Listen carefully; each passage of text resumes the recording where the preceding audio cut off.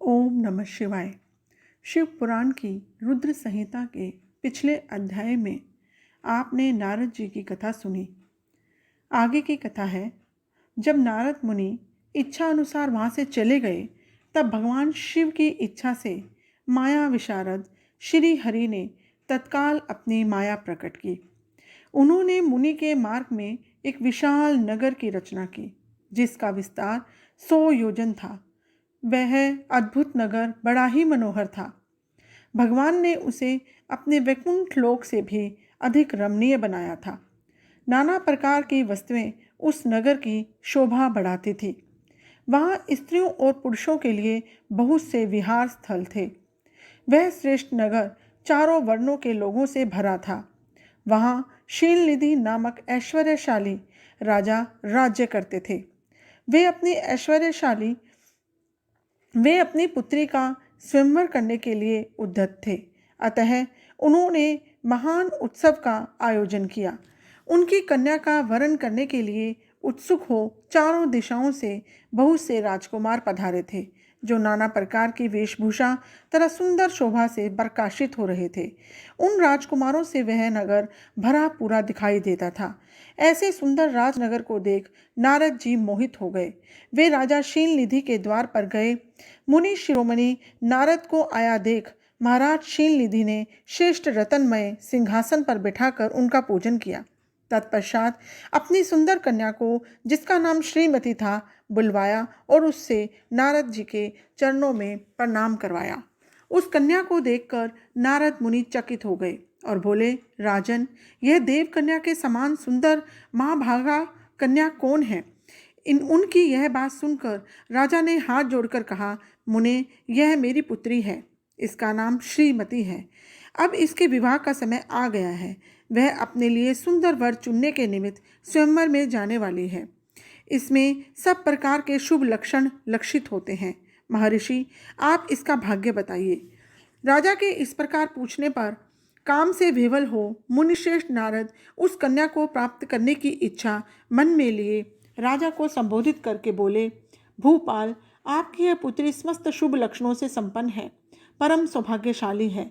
अपने महान भाग्य के कारण यह धन्य है और साक्षात लक्ष्मी की भांति समस्त गुणों की आगार है। इसका भावी पति निश्चय ही भगवान शंकर के समान वैभवशाली, सर्वेश्वर, किसी से पराजित न होने वाला, वीर, काम विजयी तथा संपूर्ण देवताओं में श्रेष्ठ होगा। ऐसा कहकर राजा से विदा ले इच्छा अनुसार विचरने वाले नारद मुनि वहां से चले गए। वे काम के वशीभूत हो गए थे। शिव की माया ने उन्हें विशेष मोह में डाल दिया था। वे मुनि मन ही मन सोचने लगे कि मैं इस राजकुमारी को कैसे प्राप्त करूं। स्वयंवर में आए हुए नरेशों में से सबको छोड़कर यह एकमात्र मेरा ही वरण करे, यह कैसे संभव हो सकता है? समस्त नारियों को सौंदर्य सर्वथा प्रिय होता है। सौंदर्य को देखकर ही वह प्रसन्नतापूर्वक मेरे अधीन हो सकती है, इसमें संशय नहीं। ऐसा विचार कर काम से विवल हुए मुनिवर नारद भगवान विष्णु का रूप ग्रहण करने के लिए तत्काल उनके लोक में जा पहुँचे। वहाँ भगवान विष्णु को प्रणाम करके वे बोले, भगवान, मैं एकांत में आपसे सारा वृतांत कहूँगा।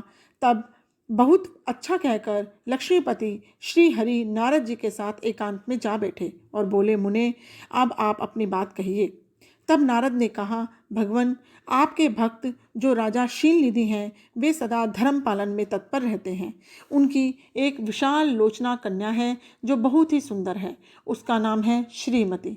वह विश्व मोहिनी के रूप में विख्यात है और तीनों लोकों में सबसे अधिक सुंदर है। प्रभु, आज मैं शीघ्र ही उस कन्या से विवाह करना चाहता हूँ। राजा शीलनिधि ने अपनी पुत्री की इच्छा से स्वयंवर रचाया है, इसलिए चारों दिशाओं से वहाँ सहस्त्रों राजकुमार पधारे हैं। नाथ, मैं आपका प्रिय सेवक हूँ, अतः आप मुझे अपना स्वरूप दे दीजिए, जिससे राजकुमारी श्रीमती निश्चय ही मुझे वर ले। सूत जी कहते हैं, महर्षियों, नारद मुनि की यह बात सुनकर भगवान मधुसूदन हंस पड़े और भगवान शंकर के प्रभाव का अनुभव करके उन दयालु प्रभु ने उन्हें इस प्रकार उत्तर दिया। भगवान विष्णु बोले, मुनि, तुम अपने अभिष्ट स्थान को जाओ। मैं उसी तरह तुम्हारा हित साधन करूंगा जैसे श्रेष्ठ वैद्य अत्यंत पीड़ित रोगी का करता है। क्योंकि तुम मुझे विशेष प्रिय हो। ऐसा कहकर भगवान विष्णु ने नारद मुनि को मुख तो वानर का बना दिया और शेष अंगों में अपने जैसा स्वरूप देकर वे वहाँ से अंतर्ध्यान हो गए। भगवान की पूर्वोक्त बात सुनकर और उनका मनोहर रूप प्राप्त हो गया ऐसा समझकर नारद मुनि को बड़ा हर्ष हुआ। वे अपने को कृतकृत्य से मानने लगे। भगवान ने क्या प्रयत्न किया है इसको वे समझ न सके। तदंतर मुनिश्रेष्ठ नारद शीघ्र ही उस स्थान पर जा पहुँचे जहाँ राजा शीलनिधि ने राजकुमारों से भरी हुई स्वयंवर सभा का आयोजन किया था। विप्रवरों राजपुत्रों से घिरी हुई यह दिव्य स्वयंवर सभा दूसरी इंद्र सभा के समान अत्यंत शोभा पा रही थी। नारद जी उस राजसभा में जा बैठे और वहां बैठकर प्रसन्न मन से बार बार यही सोचने लगे कि मैं भगवान विष्णु के समान रूप धारण किए हूँ, अतः वह राजकुमारी अवश्य मेरा ही वरण करेगी, दूसरे का नहीं। मुनिश्रेष्ठ नारद को यह ज्ञात नहीं था कि मेरा मुंह कितना कुरूप है। उस सभा में बैठे हुए सब मनुष्यों ने मुनि को उनके पूर्व रूप में ही देखा। राजकुमार आदि कोई भी उनके रूप परिवर्तन के रहस्य को न जान सके। वहां नारद जी की रक्षा के लिए भगवान रुद्र के 2 पार्षद आए थे, जो ब्राह्मण का रूप धारण करके गूढ़ भाव से वहां बैठे थे। वे ही नारद जी के रूप परिवर्तन के उत्तम भेद को जानते थे। मुनि को कामावेश से वो मूढ़ हुआ जान वे दोनों पार्षद उनके निकट गए और आपस में बातचीत करते हुए उनकी हंसी उड़ाने लगे। परंतु मुनि तो काम से विवल हो रहे थे, अतः उन्होंने उनकी यथार्थ बात भी अनसुनी कर दी। वे मोहित हो श्रीमती को प्राप्त करने की इच्छा से उसके आगमन की प्रतीक्षा करने लगे। इसी बीच से वह सुंदरी राजकन्या स्त्रियों से घिरी हुई अंतःपुर से वहां आई। उसने अपने हाथ में सोने की एक सुंदर माला ले रखी थी।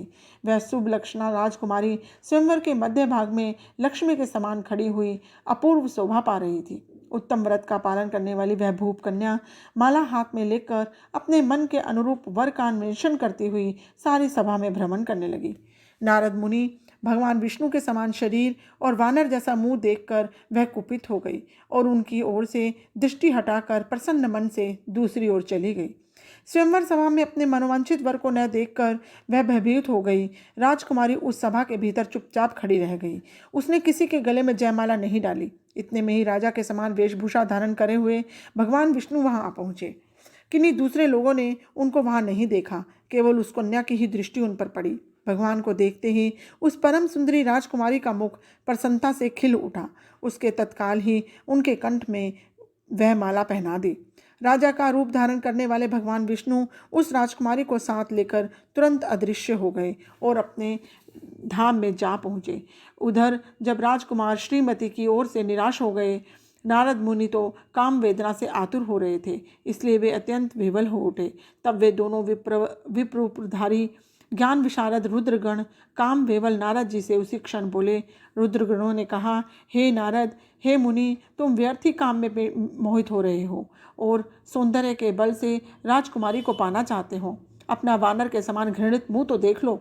सूत जी कहते हैं, महर्षियों, उन रुद्रगणों का यह वचन सुनकर नारद को बड़ा ही विस्मय हुआ।